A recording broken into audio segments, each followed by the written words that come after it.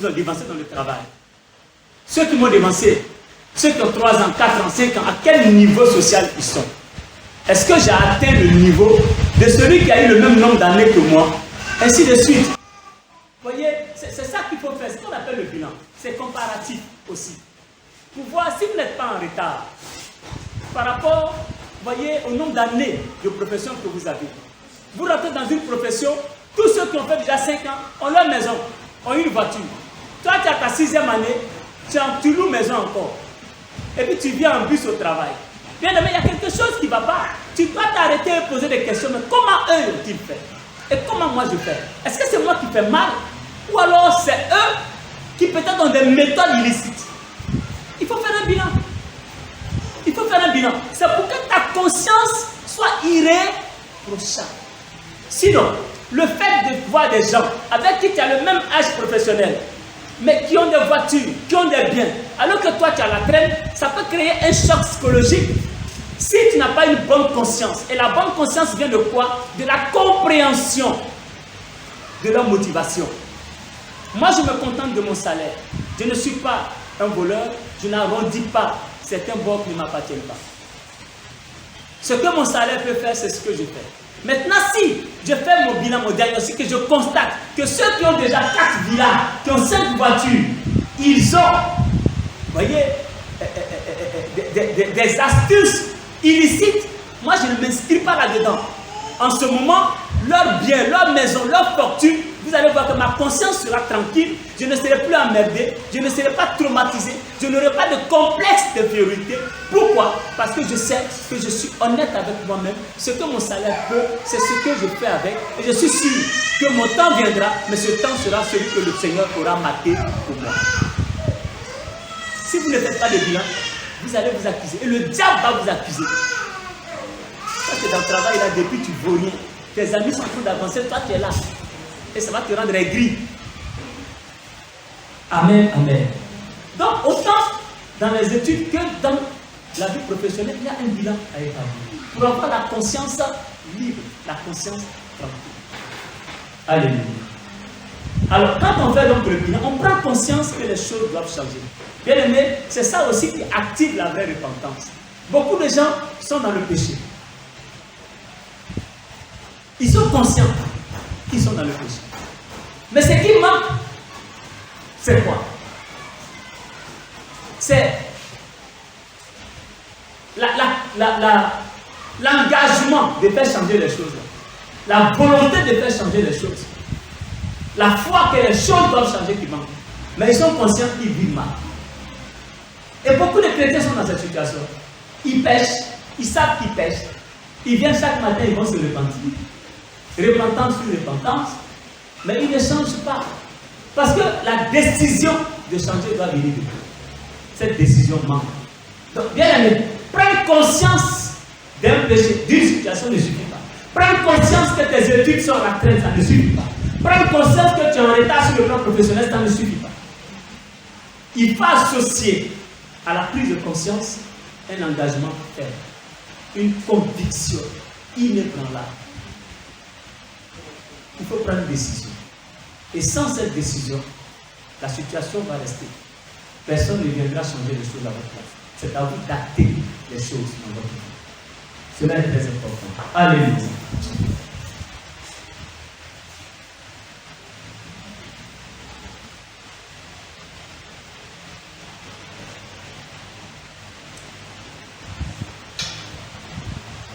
Les choses doivent changer. Quand on a voulu de prendre conscience, il faut que les choses changent. Alors, on va aller un peu plus vite. Et Job 22, verset 28 dit: à tes résolutions répondra le, et sur tes sentiers brillera la lumière. À tes résolutions répondra le succès. Mais sur tes sentiers, le sentier veut dire tu es à l'œuvre, tu es au travail, tu te mets à l'œuvre. Quand on parle de sentier, ce n'est plus à la maison, ce n'est plus l'étape de projet sur papier. Quand on est sur chantier, c'est-à-dire on passe de l'étape de comment on appelle ça, diagnostic, de la prise de conscience à l'étape d'acte. On pose des actes, on prend des décisions et avec conviction on avance. C'est ce qu'il faut faire.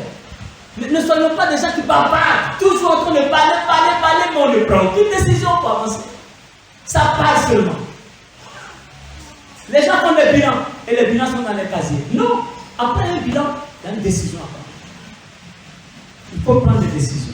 Car à tes résolutions répondra le succès, mais s'il te plaît, sur tes sentiers brillera la lumière. Alléluia. Il faut croire au changement, bien aimé.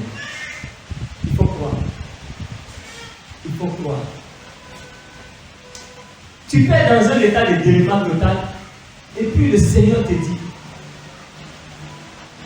je te vois dans un avion en partance pour les États-Unis. Bon, quand tu regardes dans la situation dans laquelle tu es, et puis on dit on te voit dans l'avion, ça ressemble à un juge. Celui-même qui donne prophétie comme ça, là, ça tu commences à dire les gens à leur prophétie là. Parce que tu ne te vois pas. Non, le changement est possible. Le changement est possible. Car Marc 9, verset 23 dit, Jésus lui dit, si tu peux, tout est possible à celui qui croit. Alors, ouais, le gars lui dit, Jésus, si tu peux. Jésus dit, la question, ce n'est pas si tu peux. Parce que le pouvoir t'a été déjà donné. Et moi, je veux. C'est parce que je veux que tu guérisses que je te donne le pouvoir, qui est la foi, qui active la guérison. C'est parce que je veux que tu prospères que je te donne le pouvoir, par la foi, d'activer la prospérité dans ta vie. Donc, Dieu lui veut. Maintenant, ce qui reste, ce n'est plus la volonté de Dieu qui compte, c'est plutôt quoi?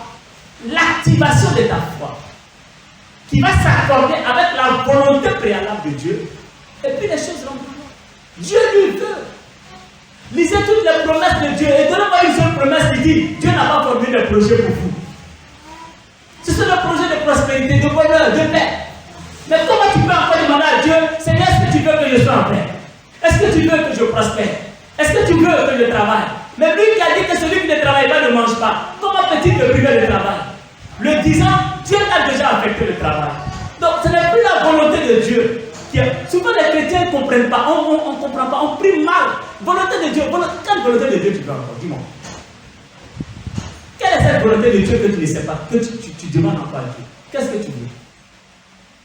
Venez à moi, vous dites que je suis fatigué, je dois venir du repos. Il a dit ou il n'a pas dit? Maintenant tu demandes à Dieu s'il veut encore te donner le repos. Maintenant, je ne sais pas si tu comprends Dieu. Non. S'il a dit venez que tu es venu, bien aimé. Le repos, il t'a déjà donné, mais c'est spirituel. Maintenant, il te dit, toi, quand tu viens, saisis les promesses par la foi. Et la foi, c'est la main spirituelle que tu plonges dans l'invisible pour prendre toutes les dispositions que Dieu a déjà mises et tu fais paraître ça au visible. C'est ça la puissance de la foi. Et Dieu aime ceux qui ont la foi parce que cela fait plaisir à Dieu. Ils travaillent et ils honorent le nom de Dieu. Ceux-là, ils glorifient Dieu. Ceux-là, c'est comme un enfant qui révèle son Père, tel que son Père est. C'est la foi qui nous permet de dire qui Dieu est. Et quand tu n'as pas la foi comme ça, Dieu, ça ne lui plaît pas, tu pleurniches. Il dit, ma fille, mais j'ai déjà disposé tout. Ce qui te manque, c'est cette main invisible que tu dois activer et prendre et faire paraître dans l'existence. Mais tu attends que Dieu fasse ça. C'est pourquoi il se dit, mais vous êtes là, il dit, vous n'avez encore rien demandé. C'est parce que vous ne parlez pas. Non, quand Dieu dit que vous n'avez encore rien demandé, parce que quand Dieu regarde dans la réserve spirituelle au ciel là-bas, toutes les grâces qu'il a mises sont encore là-bas. Toutes les voitures qu'il a disposées sont encore là-bas. Les guérisons qu'il a disposées sont encore là-bas. Les élévations sont encore là-bas. Les prospérités sont encore dans le magasin. Les chrétiens ne prennent pas. Dieu s'est dit, mais jusqu'à là, ils n'ont encore rien demandé. Il dit, ce que vous demandez, si vous le demandez par la foi, croyez que vous l'avez et vous l'avez. C'est pas dit la foi. Le magasin est rempli, mais on n'a pas la foi pour aller prendre. Et Dieu s'inquiète. Mais jusque-là, ils n'ont encore rien demandé pour que le magasin reste rempli comme ça. Ça ne veut pas dire que nous demandons, mais il dit vous demandez mal. Vous demandez mal. Amen, amen. Bien aimé, la foi. Donc, associé à la prise de conscience de ta situation, la foi que les choses peuvent changer. Et lorsque vous aurez cette foi que les choses peuvent changer, alors vous verrez que toutes les décisions que vous allez prendre, à ces décisions-là, vous associerez la persévérance, l'abnégation, la conviction, la force, la foi, et puis les choses vont aller de mieux à mieux dans vos études. Vous ferez des efforts conséquents parce que vous vous attendez à quoi? Au changement qui est possible. Alors, si une chose est impossible, vous n'allez pas persévérer. Si vous avez la conviction que ce que je suis en train de faire, ça ne va pas aboutir, je ne vois pas quelqu'un qui va continuer. Mais c'est parce que vous savez que ça va aboutir que vous continuez. Amen. Donc c'est important, le troisième axe, prendre conscience que les choses doivent changer et donc se lever avec une conviction ferme, la foi à l'appui, pour booster les choses jusqu'à ce que les choses soient changées, soient transformées comme nous le souhaitons, que nos études soient restaurées, que nos études soient restaurées. Regardez, on a prêché sur Salomon ici. Quand Salomon demande à Dieu la sagesse et l'intelligence, est-ce qu'avant qu'il ne demande la sagesse et l'intelligence, Salomon était-il sage ou n'était-il pas sage? Il a reçu la sagesse et l'intelligence après les avoir demandé, ou alors avant ça, il avait déjà été là.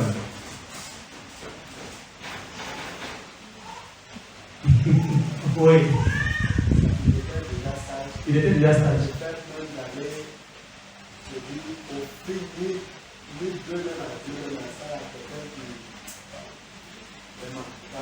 Merci. Un idiot peut pas être.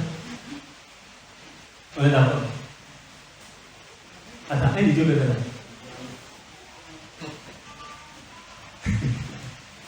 Un idiot peut pas être. Il avait quand même. En chacun de nous, il y a de la sagesse. Il n'y a aucun être humain que Dieu crée sans sagesse. C'est comme en chacun de nous, il y a la foi. Il n'y a aucun être humain, qu'il soit chrétien ou pas, qui n'ait pas reçu une dose de foi. Chacun de nous a reçu une dose. Mais cette dose de foi-là, c'est ce qu'on range dans ce qu'on appelle la grâce universelle de Dieu. Voilà. C'est ce que même les musulmans ont, ce que le païen a. Il a ça, il va au champ, il est sûr qu'en mettant un grain de maïs au sol, bon, il espère qu'il va pleuvoir et qu'il pleut, il sait qu'il va récolter et qu'il récolte. Il n'a pas besoin d'être chrétien, de gêner et prier pour ça. Vous voyez, ça c'est la foi universelle qui le fait. Voilà. Ça, on n'a pas besoin d'être chrétien, il suffit juste d'être un être humain. Point. Ça c'est une grâce universelle. Mais ce n'est pas de cette grâce-là qu'on parle. Parce que ça, cette grâce-là, ne peut pas donner la foi qui va te permettre de rentrer dans le magasin spirituel de Dieu. Ça c'est réservé à des élites. Voilà, ça c'est une autre dimension de foi qu'il faut avoir. Et cette dimension de foi vient des promesses que Dieu t'a dites. Qu'est-ce que Dieu a dit et qui est venu forger cette foi en toi, qui te donne donc, vous voyez, le quitus d'ouvrir le magasin céleste et de prendre dedans. Ça vient de ce que Dieu a dit. C'est pour dire la foi vient de ce qu'on entend. Qu'est-ce que ça a forgé en toi pour te donner la liberté d'ouvrir ce magasin céleste? Voilà. C'est cette dimension de foi dont je parle. Sinon, tout le monde a reçu une dose de foi, tout comme Salomon avait déjà une dose de sagesse. Mais il dit, pour gouverner un tel peuple, j'ai besoin d'une autre dimension de sagesse et d'intelligence. Sinon, il était déjà sage, il était intelligent. Mais quand il multiplie, quand il regarde le nombreux peuple que Dieu lui a donné, il est obligé de demander une autre dimension. Et c'est ce qui a été fait. Amen. Et donc, Salomon a demandé, il a reçu. Donc toi aussi, tu peux demander à Dieu des choses pour tes études et ces choses vont s'accomplir au nom de Jésus. Alléluia. Le dernier axe, c'est adopter une démarche pour la restauration de ses études et de ses activités. Bien aimé, cette démarche-là, il y en a 4 points, rapidement. Le premier point, la première étape, c'est d'inviter Jésus. Maintenant, nous passons à, je vais dire quoi, ici c'est l'application. Ce que, au sortir de ce séminaire, tu dois faire pour tes études, tu dois faire pour tes activités, tu dois faire pour ton mariage, tu dois faire pour n'importe quel domaine de ta vie. C'est la démarche que nous sommes en train de voir maintenant. Et ça, c'est à mettre en pratique. Et c'est ça, et tu verras. Fais cela. Et tu vas voir ce que le Seigneur va faire. Alléluia. Donc, la première étape pour la restauration de tes études, la restauration de la volonté de Dieu dans tes activités, dans ton mariage, dans quoi que ce soit que tu veux dans ta vie, la première étape, c'est d'inviter Jésus.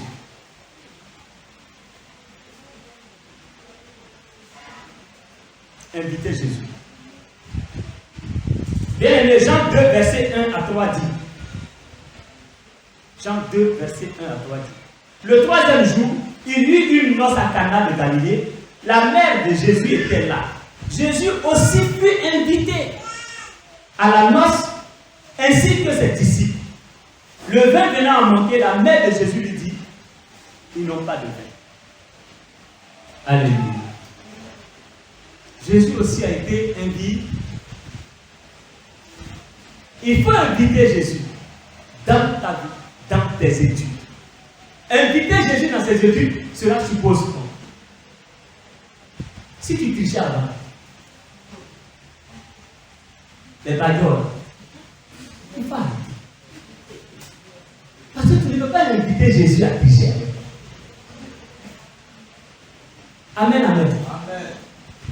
Regarde, si tu avais une attitude d'insolence, d'irrespect, de rébellion vis-à-vis de ton enseignant, tu es contraire à la parole de Dieu, tu n'es pas en train d'inviter Jésus dans tes études. Tu ne peux pas être un élève impoli, un élève insolent, un élève qui ne respecte pas les autorités de l'école, et puis dire que je suis chrétien et Jésus est dans ma vie, tu mens. Parce que les autorités établies, Dieu dit, il faut leur obéir. Tu es rebelle à Dieu en étant rebelle aux autorités de l'école, à tes enseignants. Or, toi, tu n'es pas comme les autres, tu es un enfant de Dieu. Inviter Jésus, c'est de ça qu'il est question. C'est d'inviter Jésus dans tes études. Il y a des pratiques qu'il faut arrêter. Il faut arrêter. Sinon, tu n'as pas invité Jésus à venir tricher. Tu n'as pas invité Jésus à venir insulter les professeurs. Non, tu n'as pas invité Jésus pour ça, il ne va pas venir. On est d'accord, non? Donc, inviter Jésus, c'est d'arrêter un certain nombre de pratiques qui sont contraires, voyez, à la culture chrétienne. Mais que toi tu fais? Tu le fais souvent par suivisme ou par effet de contagion. Les effets de groupe. Souvent on oublie qu'on est chrétien. Et on se mêle au kaki. Parce qu'on est en kaki. Donc, c'est des mouvements réflexes. On est parti et puis après on se rend compte qu'on est chrétien, on a déjà commis la date. Mais tu es chrétien, prends conscience que tu es chrétien. Que le fait d'être en kaki et être ensemble ne justifie pas les actes que tu poses. Tu dois veiller. Parce que tu as invité Jésus. Bien aimé, il y a un autre aussi qu'on appelle Zachée. Qui connaît Zachée? Qui connaît Zachée? Tu l'as vu? Bérénice. Elle dit connaît Zachée. Que Dieu te bénisse. Alléluia. Alors, Zachée, il est le percepteur d'impôts. Un homme dont on ne dit aucun bien dans la Bible. Tout le monde parlait mal de Zachée. Il est mauvais, escroc, voleur, détourneur d'argent. La Bible dit son nom est gâté. Mais Zachée va monter sur le sycomore. Il va tout faire pour rencontrer Jésus. Et puis, dès que Jésus l'aperçoit, il dit descends. Aujourd'hui, je suis chez toi. Et Zachée est content, très content. Et la Bible dit qu'il reçoit avec joie Jésus sur lui à la maison. Et il reçoit Jésus. C'est que Zachée a fait, il faut le faire. Quand tu es dans tes études, il faut le faire. Dans tes activités, il faut le faire. Quand il a reçu Jésus à la maison, pendant que les autres perdent leur temps en train de critiquer, murmurer, Zachée fait quoi? Il se repent. Il se repent. Quand je dis tout à l'heure, rentre dans tes études, essaie de voir ce qui n'est pas. Arrête. C'est ça la repentance. Repends-toi dans tes études des pratiques que tu avais l'habitude, mais qui ne glorifient pas Dieu. Comme Zachée l'a fait. Quand il a accepté l'invitation, il est rentré automatiquement. On dit Zachée va se repentir. C'est dans Luc 9, verset 1 à 10. l'histoire se trouve là-bas. Alléluia. Alors, la Bible dit qu'il va, je vais lire le passage, mais Zaché se tenant devant le Seigneur lui dit, Seigneur, je donne aux pauvres la moitié de mes biens, et si j'ai causé du tort à quelqu'un, je lui rends le quadruple, c'est-à-dire 4 fois plus. Alors Jésus dit à son propos, le salut est entré aujourd'hui dans cette maison. Sa maison a été restaurée. La maison qui était répudiée, la maison dont on disait pas mal d'insanité, la maison qui était critiquée, Zaché qui était objet de murmure. Jésus dit, le salut est entré dans ta maison. Pourquoi? Parce qu'il a reçu, il a invité Jésus, il a reçu Jésus. Mais il a invité Jésus, ça n'est pas d'inviter seulement Jésus. Mais quand il a invité Jésus, il a posé un acte. Il s'est repenti. Et après la repentance, Christ lui dit, le salut est rentré dans la maison. Tu veux que le salut rentre dans tes études. Tu veux que la gloire de Dieu descende dans tes études, dans tes activités. Bien aimé, il faut faire comme Zaché. Il y a des pratiques qu'il faut arrêter. Il y a des choses qu'il faut arrêter. Diagnostique-les. Même si ce n'est pas de façon, je vais dire globale, je vais dire d'un seul coup, mais au moins diagnostique-les, et puis petit à petit, il faut éliminer, jusqu'à ce que ton travail soit restauré et que Dieu prenne plaisir à demeurer dans tes activités, que tes études soient restaurées, que Dieu prenne plaisir à t'accompagner dans tes études. Sinon, si tu triches, si tu mens, si tu es rebelle, si tu parles mal des enseignants ou alors aux enseignants, vous voyez, si tu es un élève rebelle, un élève méchant, si tu es un travailleur, je vais dire infidèle, déloyal, tu viens en retard au travail, tu vas tôt, tu triches avec le travail, mais Dieu te voit. Dieu te voit. Un tel travail, une telle activité, tu n'es pas en train d'inviter Dieu là-dedans. La gloire de Dieu ne peut pas descendre. Ça coûte 100 francs. On arrive, tu regardes le visage du monsieur, tu dis ça fait 200 francs. Tu prends les 200, tu es content. Mais ici, la gloire de Dieu ne peut pas te visiter. Tu as fait de la surenchère. Non, c'est du vol. Vous voyez, c'est ce que nous faisons. Et puis, on ne peut pas voir la gloire de Dieu dans notre travail. Parce que c'est cette faille-là. Cette faille. Quand l'ennemi passe par cette faille, Dieu ne peut pas agir. Pourquoi? Il est un Dieu de justice. Il est un Dieu de justice. C'est toi qui as ouvert les portes au diable. Donc Dieu est juste. Le diable lui appelle ça. Seigneur, ne coupe pas dedans. C'est lui-même qui a fait. Dieu a mis sa tenue dedans. C'est quand tu prends conscience et que tu retournes au Seigneur. Si tu retournes au Seigneur que tu l'invoques, alors en ce moment, il dit, il m'a invoqué. C'est pourquoi il dit Dieu, il ne s'élève pas sauf que Jésus n'en parle de lui. Tu ne l'appelles pas, il te regarde, ça va se faire. Mais quand tu cries à lui, au secours, il vient. Mais c'est qu'il ne crie pas, tu n'es pas seul. Il y a d'autres personnes qui crient à lui, il va. Mais il t'attend. Le jour où tu cries, il vient. C'est comme ça que Dieu fait. Alléluia. Donc, adopter une démarche pour la restauration de ses études. La première étape, inviter Jésus dans ses études, inviter Jésus dans ses activités. La deuxième étape, bien aimé, c'est consulter Jésus. Consulter Jésus. Consulter Jésus. En d'autres termes, se confier à lui. 2 Samuel 5, verset 19. 2 Samuel 5, verset 19. David consulta l'Éternel en disant, monterai-je contre les Philistins, les livreras-tu entre mes mains? Et l'Éternel dit à David, monte, car je livrerai les Philistins entre tes mains. Dans 2 Samuel 5, verset 19. Vous voyez, David était l'homme selon le cœur de Dieu. Parce que, voici comme on dit, restaurer la gloire de Dieu dans ma vie. C'est ce que David savait faire. David va en guerre contre les Philistins. Mais il consulte Dieu. Il consulte Dieu. La Bible dit, David consulta l'Éternel en disant, monterai-je contre les Philistins? Les livreras-tu entre mes mains?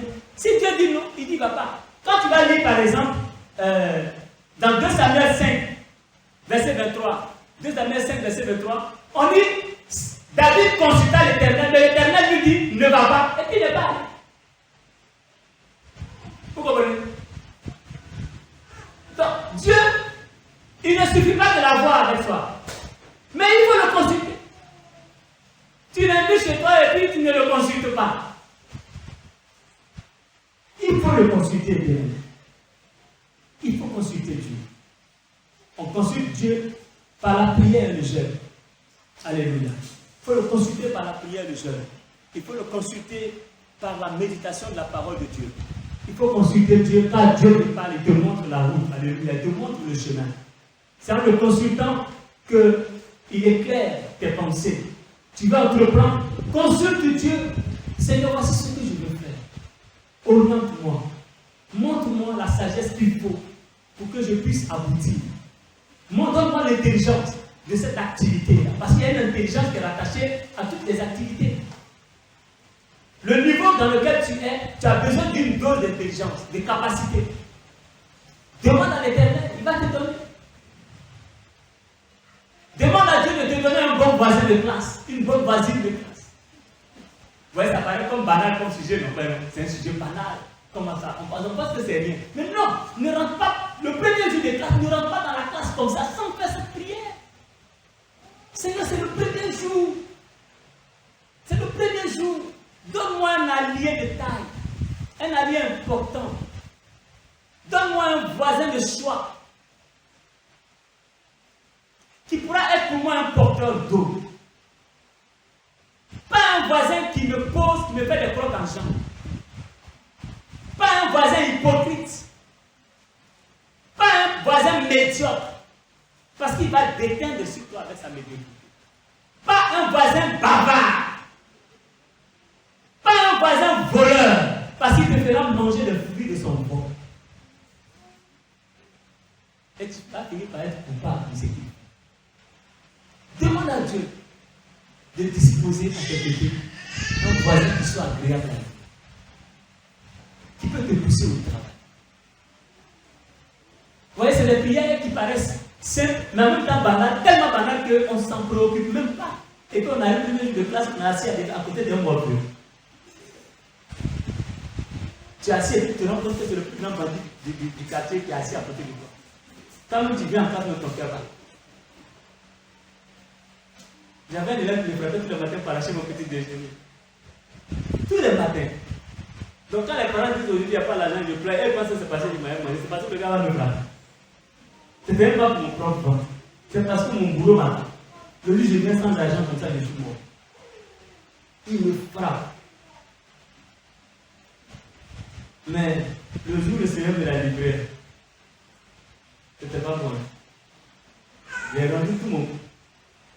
Les gens même nous ne savent pas aider nos yoga. Oh, le monsieur n'avait pas la force, c'était la peur qui me fatiguait. J'avais peur de le combattre.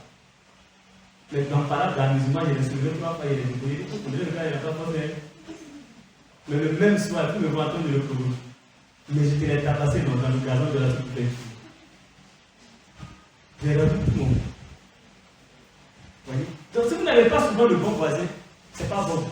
Bien aimé, la Bible est claire. On ne sera jamais. Aucune sagesse ne sera au-dessus de la Bible. C'est pour ça qu'on ne dit pas souvent, oh, mais je me connais. Quand les parents parlent souvent aux enfants, oh, mais je me connais, je sais ce que je fais. Je sais ce que je fais. Je le suis, mais il ne peut pas m'influencer. Tu mens. Parce que toi, tu n'es pas plus intelligent que lui. Dieu dit, on ne prend pas une vieille étoffe et puis la poudre à une nouvelle étoffe. Ce qui est sûr, l'ancienne étoffe ne sera jamais nouvelle. Tu es d'accord avec moi? Vous pouvez voir l'évidence? C'est que l'ancienne étoffe là, elle ne pourra jamais devenir par l'effet de la nouvelle étoffe une nouvelle étoffe. Ce qui peut se produire, c'est quoi? C'est l'effet contraire. C'est la nouvelle qui va finir par devenir ancienne. C'est pour cela, les mauvaises compagnies corrompent les bonnes mœurs. Fais attention. Avec qui marches-tu? Avec qui t'assois-tu? Bien aimé, en tant que chrétien, on doit veiller sur ces choses-là. Parce que ça déteint forcément sur tes études. Ils vont te faire avoir un zéro bête. Parce qu'il va bavarder, on va te prendre. Je n'ai pas parlé. Mais le fait de l'entendre en tous les parents, on dit vous êtes deux. Tu vas être coupé d'une punition. Et ça, Si Dieu t'a pas fait grâce, ça va agir sur ta main forcément. C'est pas rien. Voilà. Donc, voyez-vous, il y a des prières qu'il faut faire. C'est vraiment important. Donc, ça, c'était la deuxième étape. Gloire à Jésus. J'ai dit la deuxième étape, c'était quoi? Comment ça? Consulter Jésus, bien aimé. Consulter Jésus. Et la dernière étape pour finir, c'est d'obéir à la voix du Seigneur. Donc, inviter Jésus. Il faut l'inviter dans ta vie. Il faut l'inviter dans tes études.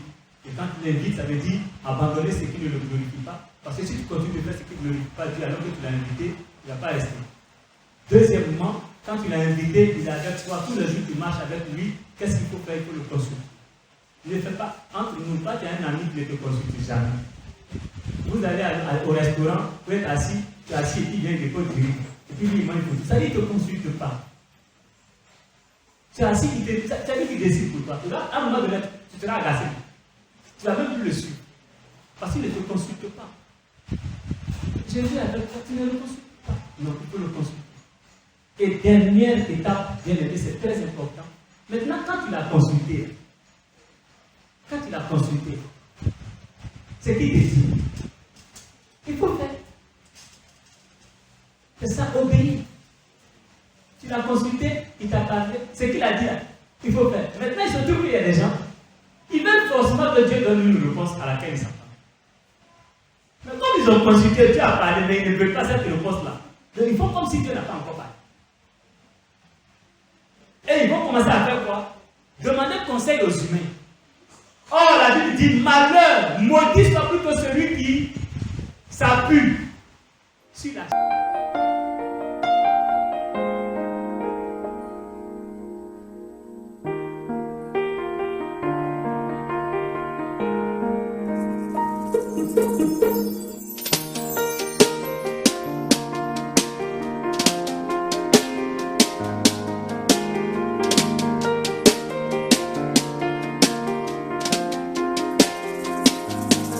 Israël face à la mer Rouge a vu ta main qui agit. Elle y face au prophète de Baal, tu fis descendre le feu. Lazare mort après 4 jours dans le tombeau.